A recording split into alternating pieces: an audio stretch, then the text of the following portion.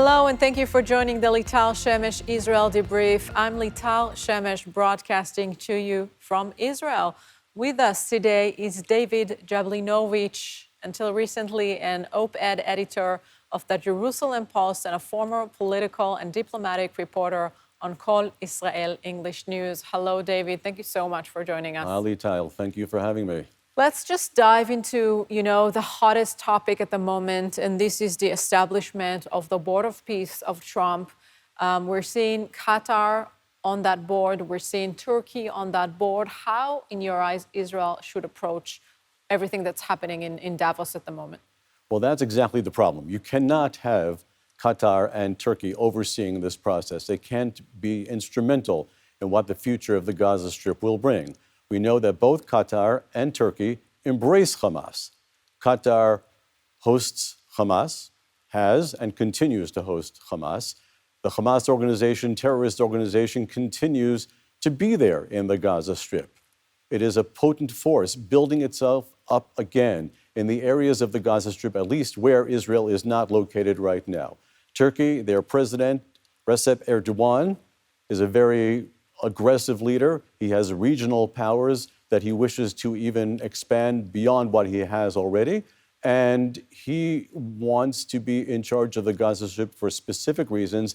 And it's very hard to believe that those reasons include disarming Hamas. He has met with Hamas leaders. He has supported Hamas leaders. He has called Israel, Israeli policy, Prime Minister Netanyahu, whomever, Nazis, and all sorts of expressions that he's been very hostile toward Israel's direction.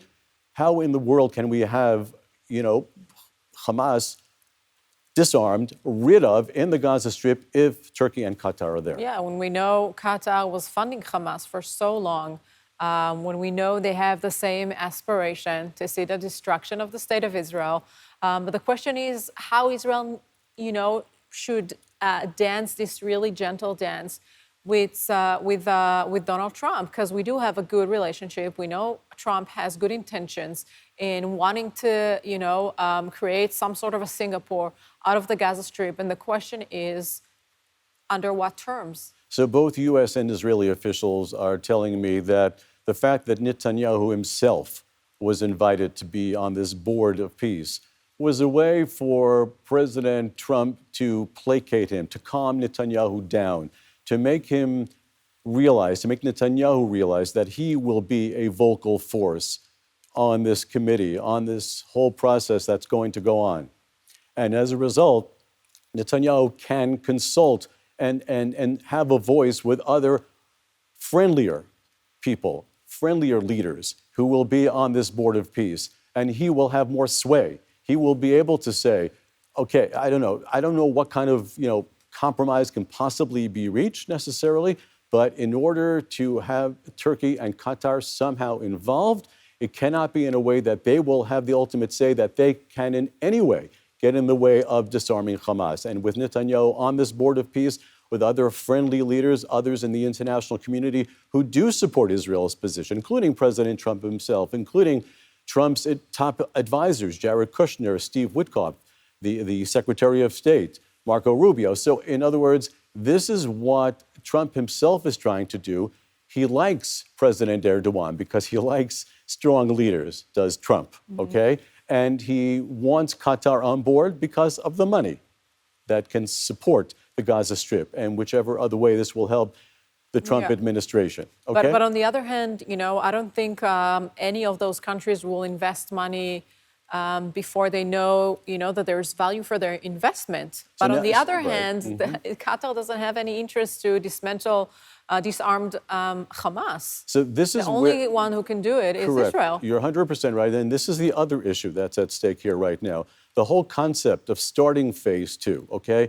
We're talking a lot about phase two. We're meeting the leaders, the people involved, whether it be the government on the ground, which is a problem in its own right. They're called technocrats, right? The people below this board of peace, the people who are to be the government, who are actually ruling the people in the Gaza Strip. So these people are, by the way, some of them at least, affiliated in some form or fashion with the Palestinian Authority, another demand that Israel had made, that the Palestinian Authority cannot be in any way, And I shape, think or it's form important in the for Gaza Strip. it's important for our viewers and listeners to understand the Palestinian Authority is no different than Hamas.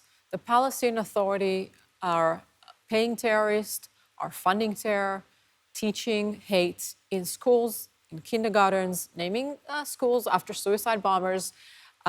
This is the same regime that is glorifying terrorists. So handing over the Gaza Strip to the Palestinians is more of the same of handing it over back to Hamas. So again, these are the reasons Netanyahu is on this board of peace, because Trump is trying to show Netanyahu that Netanyahu will have a voice. But that does not, as you correctly say, does not take away the problems.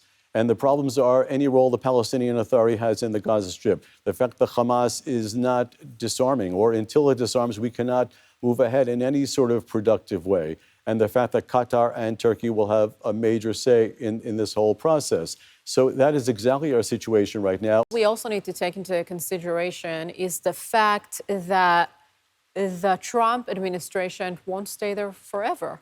We don't know who will replace him in 3 years, who will take over this board of peace. The current government won't stay forever. So we need to understand that we won't always have a friendly president in the White House. What will happen on the day after Trump with this board of peace? You know, you have countries like Germany, like France, who said no to participate this board. So we need to take all these things into consideration. That is true. Now, actually, someone asked me the other day, was telling me that, in fact, Trump would like to continue as the chairman of the board, of this board of peace, even after his term as president will be over.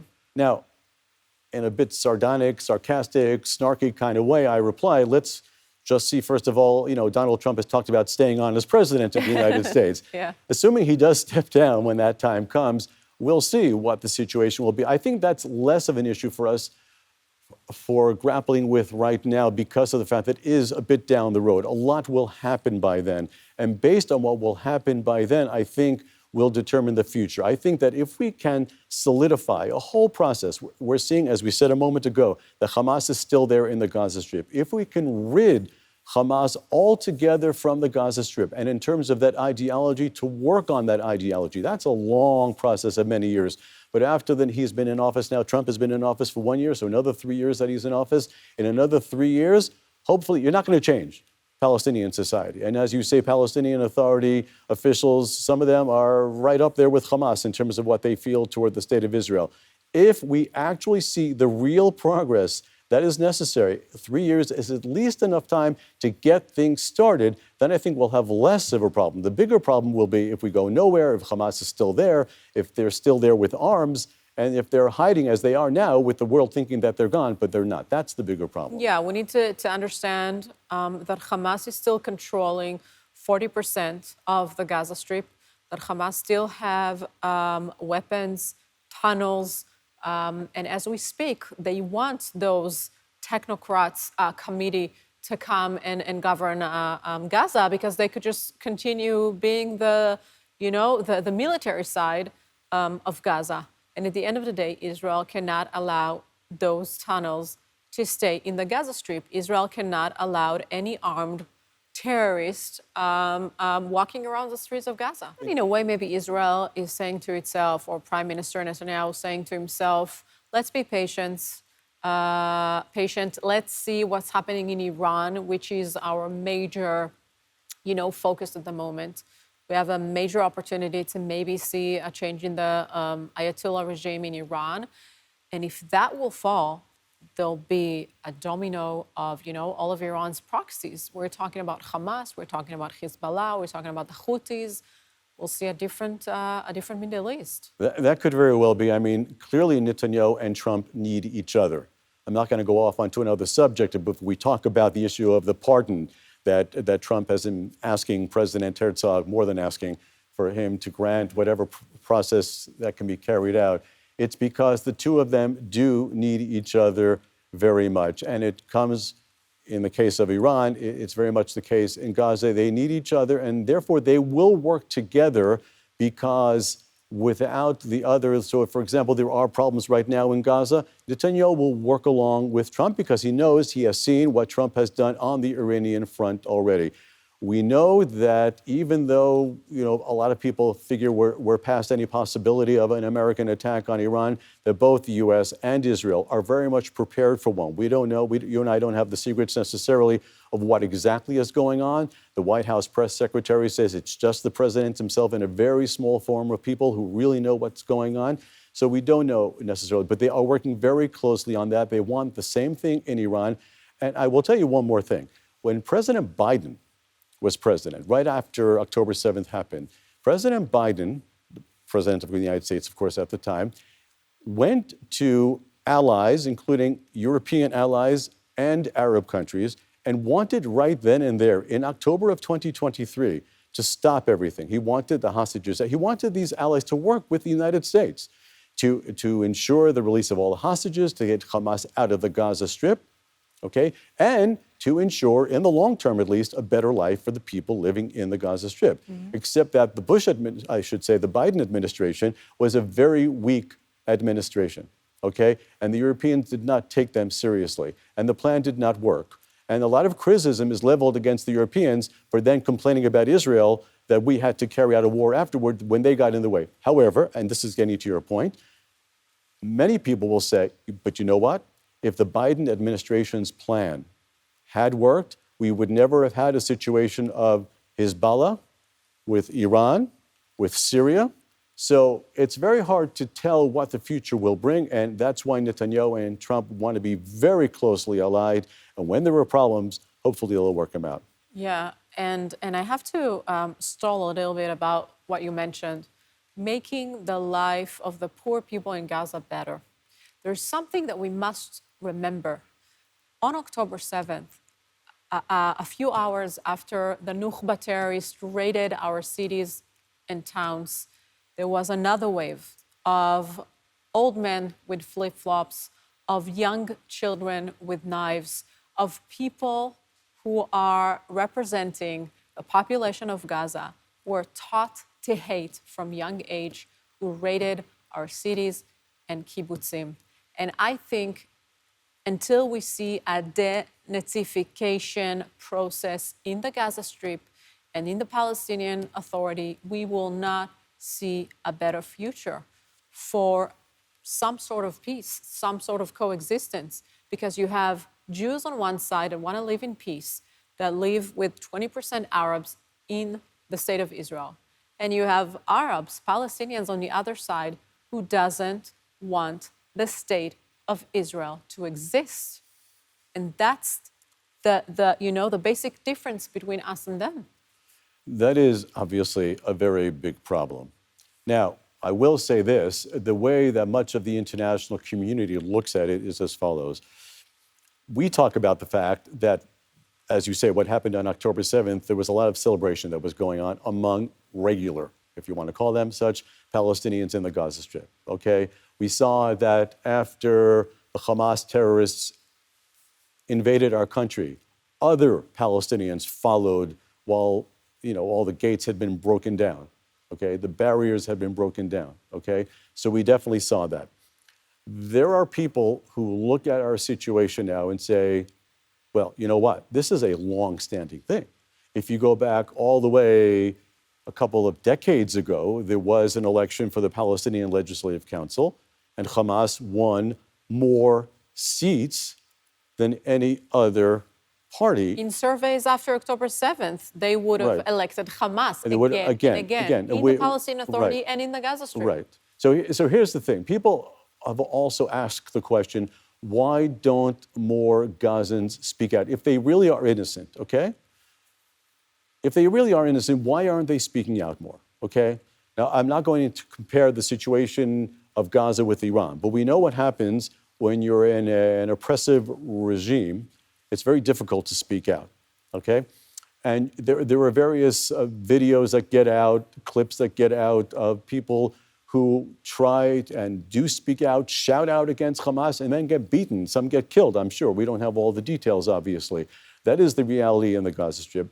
In the international community, and of course, you and I and all Israelis would hope against hope that somehow this could be the case. But we did say just a moment ago that this is a very long process, okay? You're not going to have all Palestinians, or even all, a lot of Palestinians, the majority of Palestinians, speaking out in favor of the state of Israel anytime very soon, okay? You know what? I don't need the Palestinians to talk in the favor of the state of Israel. I need the world, I need the international media to understand, to differentiate between good and evil, to know what we're facing with when they're criticizing Israel, to know that there is an enemy, there's an entity on the other side who want to see the destruction of the state of Israel. They don't want to live in a Palestinian state next to an Israeli Jewish state.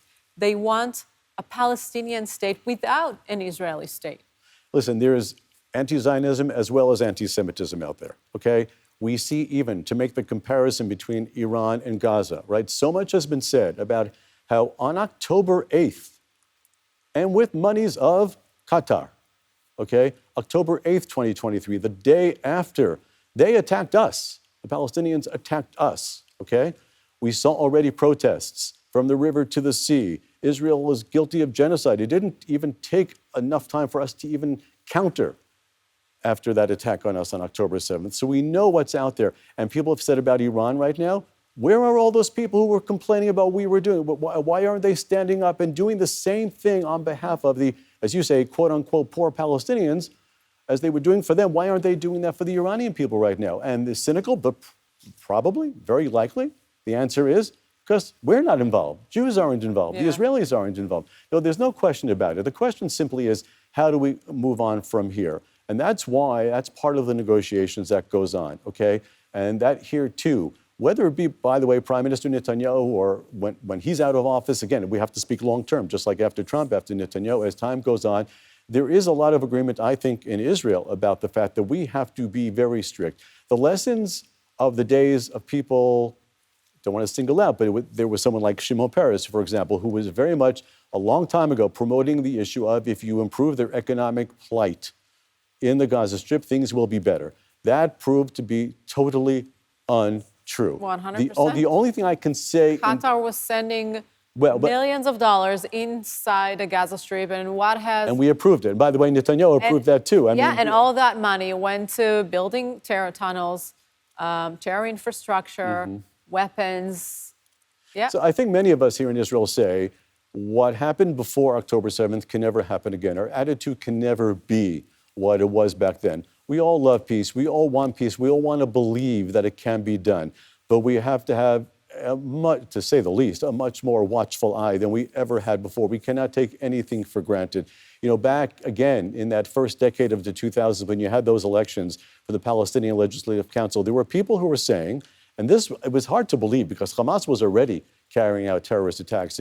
There were so many that took place, but just for example, the attack at the hotel in Netanya on the night of the Seder on Passover, that was way before the early 2000s when this election took place. But somehow people believed because Yasser Arafat, the Palestinian Liberation Organization, right, that they were so corrupt, there was some hope that somehow Hamas, because they did promote themselves as a socioeconomic organization, if you recall, that somehow people voted for them with that hope. But now... The Israeli media called it the victims of peace. You know, that's how optimistic and stupid, if you ask me, we were. So all that stuff is out the window. There's no question about it. The only question that does remain is the issue of how do we resolve the situation now?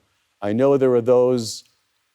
I haven't done my own surveys here at Channel 14. You must have done surveys about how many in the right wing really want to have Israeli settlements in the Gaza Strip. Is that a solution? Or is it a solution that Israel must always be in control militarily of the Gaza Strip, no matter what happens? They talk about a demilitarized Gaza Strip. Again, in Davos, a lot of talk. What will the action be? Again, Hamas disarmed, right? Gaza demilitarized. Who is going to supervise? Not Turkey and Qatar. Again, so what I think we need to start with allowing Gazans to actually live outside of the Gaza Strip to actually get out. I mean, well, you the recall it was world- Donald Trump himself who talked about but that. the He thing kind of is, backed off on the world that, didn't he? has taken millions of refugees from the civil war in Syria, from the war between Russia and Ukraine, millions of refugees. But when it comes to the Palestinians, everyone has interest to somehow maintaining the conflict, maintaining the war, and Egypt, Egypt on top of all of them. Ask yourself, why is there a wall between Egypt and the Gaza Strip? Why is the Egyptians not allowing poor refugees from the war entering their surface, their territory? This is how the world is hypocrite. Well, first of all, it was a long-standing thing that the Arab League was united only because there was the Palestinian cause to unite them, not that they really cared about the Palestinian cause, as the case may be. But you know what? And by the way, what was happening just before October 7th, 2023, was the fact that Saudi Arabia and Israel were getting very close publicly, and common wisdom has it that that's why Hamas decided to launch its attack before Hezbollah and Iran and all sorts of other very bad players would have been involved. Hamas took the leap already on October 7th because they were trying to stop Saudi Arabia from getting any closer to Israel, because if you're going to have an Arab League united over the Palestinian issue, but now you see that Saudi Arabia is actually moving over, to the Abraham Accords, perhaps becoming public friends with Israel, then what does that do to our cause, Hamas would say, in the Gaza Strip? To your other point, Donald Trump says a lot of things which get a lot of people angry, okay? And the interesting thing about some of the things that he says is that there's truth to it, except that when you have the attitude, as Donald Trump is perceived in so many different ways, people take it as just being rude, and he is sometimes, let's be honest, okay? But when he said at Davos just now, okay, that you can't recognize Europe anymore, however he phrased that exactly, okay? That was a really mean thing to say. He said clearly he didn't mean it in a positive way. Look what's happened to Europe. It used to be such an amazing, wonderful place, and look what you wouldn't recognize, if you came back from a decade ago, and now, because exactly it was a decade ago, around 2015, okay? You wouldn't recognize it. And I mention this because you're talking about the refugees, the Syrian, the Iraqi issue, okay? Everything that was going on a decade ago, thereabouts, right? Yeah. Liberal European countries were taking in these refugees, and that has indeed, by all accounts, changed the complexion of a good part, not all, but many countries in Europe. So, here it's like kind of, as you said, then they were so liberal, let's take in those poor downtrodden people. It's not called transfer. It's not called, moving a population out. It's not called some sort of genocide that you're trying to remove them from their homeland. But now, what's the situation? The situation is they see in Europe what happened to their countries. I'll tell you something. So if they're seeing what happened to their countries, why are they so they don't want to take. They don't want to take the Gazans right now. Recognizing a Palestinian state? Why is Australia because they want it over here. Because they want it over here. Exactly. They want the Palestinian state here. They don't want any more of them. You should excuse me for being politically incorrect, but that's what European leaders, are saying. I have spoken to to people in the, in the foreign ministries of various countries in Europe, that among the leaders. So why giving a prize to terror? You're giving a prize to terror by declaring I'm not justifying, recognizing a Palestinian certainly state. not justifying. I'm stating a fact, which is a very, very negative fact. Okay, and the fact is that what the Europeans experienced a decade ago, as a result of their policy then over the course of these past years, they see what can happen, and they're saying, keep the conflict where you are. Do not move them out. Do not remove these people from what they say is their homeland, okay? Do not do that, because if anything, we are not going to take any more of them in Europe after what's happened to us over the past decade. Yeah, okay, allow Africa to take them, allow Egypt to take them, force Egypt to take Palestinian. There has been talk about this, actually. I don't know how serious it is. We haven't been in a serious stage yet. If this can happen, if the other crucial things that have to happen first do happen first, okay? And we can see as phase 2 progresses that some of these things can happen, okay? There may be talk about it. It may not be considered such a dirty word anymore to say that these things should happen. First of all, in order for, and this is what Trump himself was saying many months ago, okay? In order for the entire Gaza Strip to be rebuilt, it's gonna take a long time. Do you want these Gazans? Do the Gazans themselves want to be living there? Okay? So I'm not going to come here and propose some sort of formulation. That's for the people who have that job to do that. Yeah. But certainly there are grounds to, once we have to clear, first we have to clear out the Gaza Strip. We have to disarm Hamas, rid of any of that sort of influence at all.